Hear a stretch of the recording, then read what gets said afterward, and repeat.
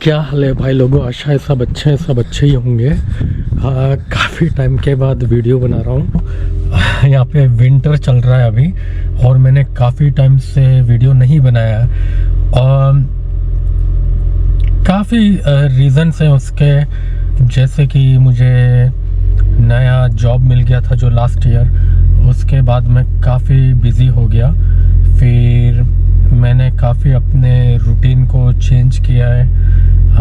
मुझे पता नहीं है कि आप लोगों को कुछ भी डिफरेंस दिख रहा होगा कि नहीं, लेकिन पिछले 3-4 महीने से मैंने एक्सरसाइज करना शुरू किया। आप मानोगे नहीं, पिछले 3 महीने में मैंने 10 किलो वेट अपना कम किया है। मेरी ऑफिस में जो जनरली छुट्टी रहती है वो रहती है संडे एंड मंडे। मेरा जो ऑफिस का स्केड्यूल है वो है ट्यूसडे टू सैटरडे, यानी ट्यूसडे टू सैटरडे मैं हमेशा ऑफिस में बिज़ी रहता हूँ। 3 दिन ऑफिस जाना है और 2 दिन घर से काम करना है। फिर मैंने जापानीज़ भी पढ़ना सीखा था, लेकिन हुआ ये कि 2-3 महीने जो चालू किया मैंने जापानीज़ पढ़ना, उसके बाद मेरी जो टीचर थी जापानीज़ वो जापान चली गई, तो वो भी थोड़ा ब्रेक लग गया जापानीज़ में। फिर विंटर शुरू हो गया और विंटर में करे क्या, तो मैंने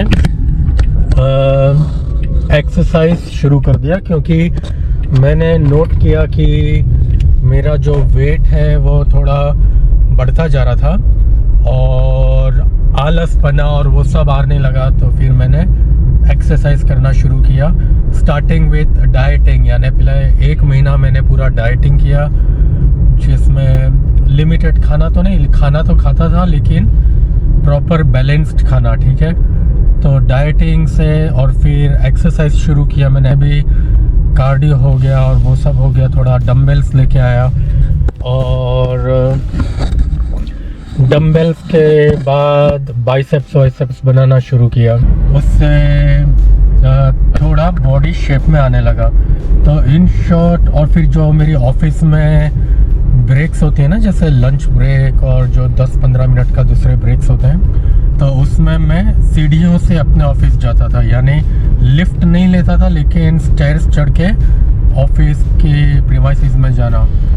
तो ये सबसे मेरा 3 महीने में 10 किलो वेट कम हो गया और बॉडी पूरा शेप में आने लगा, तो जिससे मुझे खुशी भी हो रही है अंदर से, ठीक है। तो अभी विंटर भी चल रही है और विंटर में आपको पता है कि यहाँ पे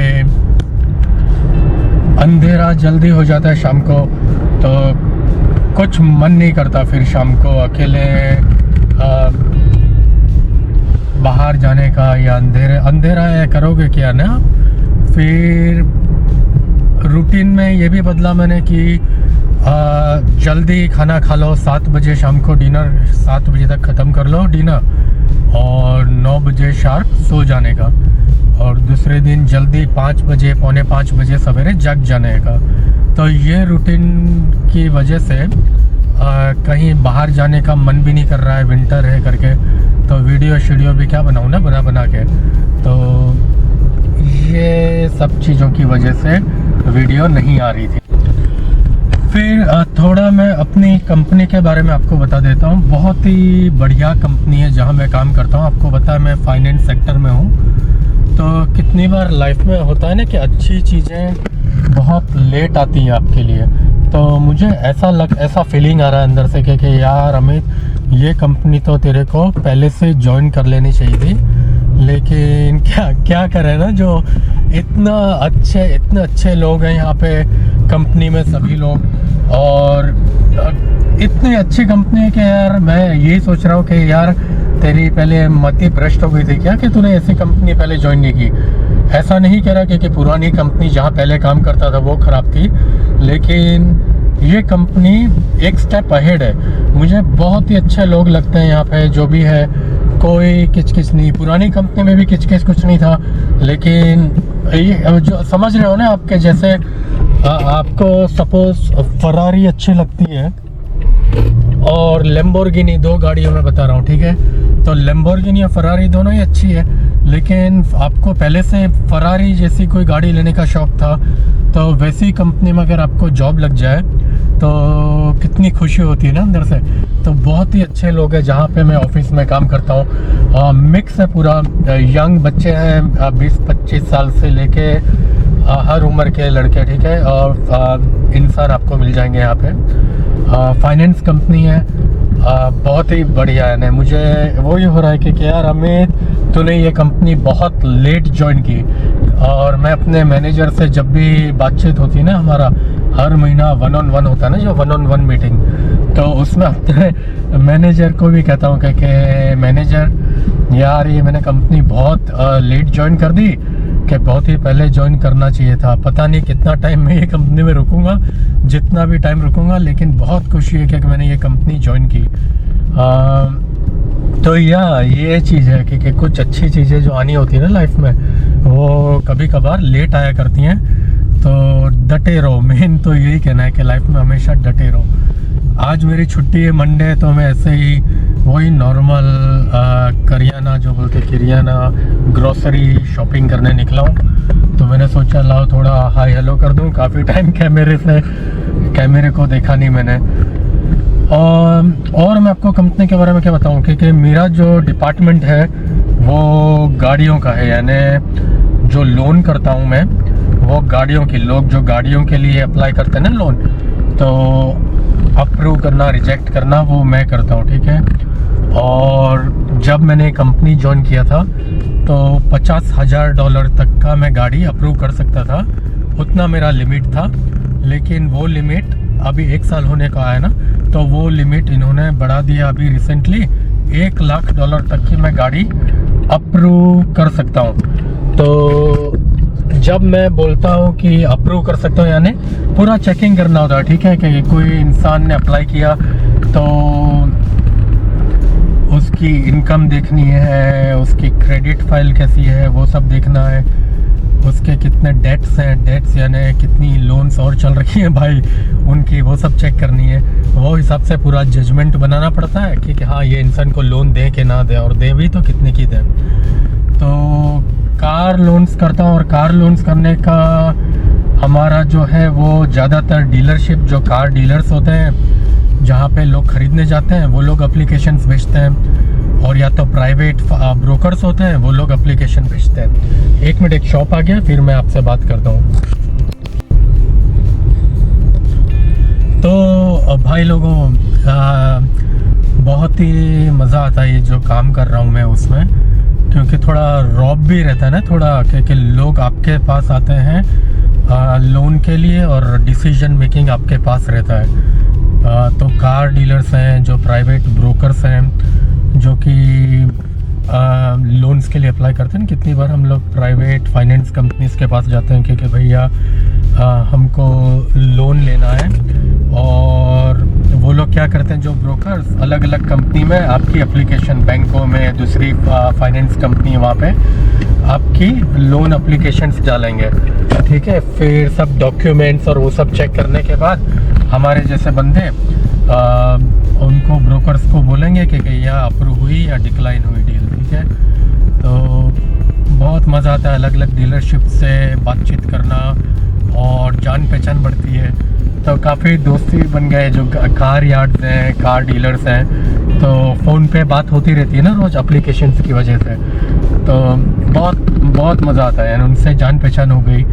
तो कहने का अर्थ ये है कि कुछ चीज़ें जो लाइफ में लेट आती हैं, तो उसका फिर वो दुख नहीं होना चाहिए, खुशी होनी चाहिए। तो मैं वही अपने मैनेजर को बोलते रहता हूँ, यार ये कंपनी तो मेरे को बहुत पहले ज्वाइन करनी थी, लेकिन चलो कोई ना, जब भी ज्वाइन की अच्छा है, खुशी हो रही है मेरे को। फिर तो और तो क्या मैं आपको समाचार दूँ। यहाँ पे हो क्या रखा है, पूरा लाइन, कुछ रोड वर्क चल रहा है आगे, देखो। तो लाइन कतार लग गई है गाड़ियों की। एक चीज़ मैंने देखा है कि न्यूजीलैंड में जब से मैं आया हूँ ना तब से ये जो रोड वर्क बोलते हैं ना कि रास्तों को आजू बाजू खोद के रख दिया, काम रोड को डेवलप कर रहे हैं, या जो रोड थोड़ा भी टूट गया उसको फिक्स कर रहे हैं। तो ये कितने बरसों से चल रहा है अलग अलग एरिया में, कभी ख़त्म होने का नाम ही नहीं हो रहा है। तो इससे क्या ट्रैफिक स्लो डाउन हो जाता है कि ऐसा वो ये जो ऑरेंज ये जो कोन्स लगा के रखते हैं ना, तो उसकी वजह से जो डबल लेन रोड्स होती हैं वो सिंगल लेन हो जाती है, और फिर आपको पता है गाड़ियों की कतार लग जाती है दूर तक। तो ये हाँ, बाकी तो मैंने आपको एक पुरानी वीडियो में बताया था ना, कि शायद बताया था अभी कि नहीं याद नहीं मुझे, कि साइकिल बाबा यहाँ पे आए थे। अपने राज भाई जो साइकिल से पूरी दुनिया की यात्रा कर रहे हैं, वो एक दिन मेरे यहाँ रुके थे, तो मज़ा आया था। बहुत ही अच्छे सज्जन इंसान है वो। बाकी तो भाई साहब मैं ऑनेस्टली समर की राह देख रहा हूँ कि विंटर में बहुत तंग आ जाते हैं यार। एक तो 7 बजे तक तो सनराइज़ होता है सवेरे, और अंधेरा 5 सवा 5 को अंधेरा होना शुरू हो जाता है। तो बहुत ही बोरियत सी लाइफ रहती है यहाँ पे। तो मैं जो बोल रहा था आपको रोड वर्क्स, तो देखो ऐसे यहाँ पे रोड वर्क्स रहते हैं।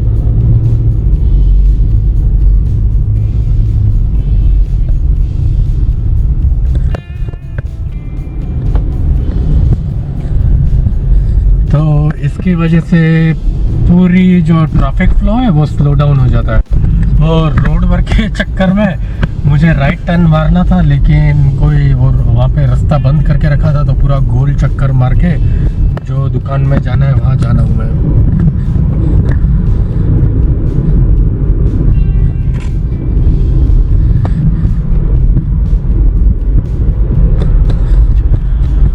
तो जी यही बोल रहा हूँ मैं भाई,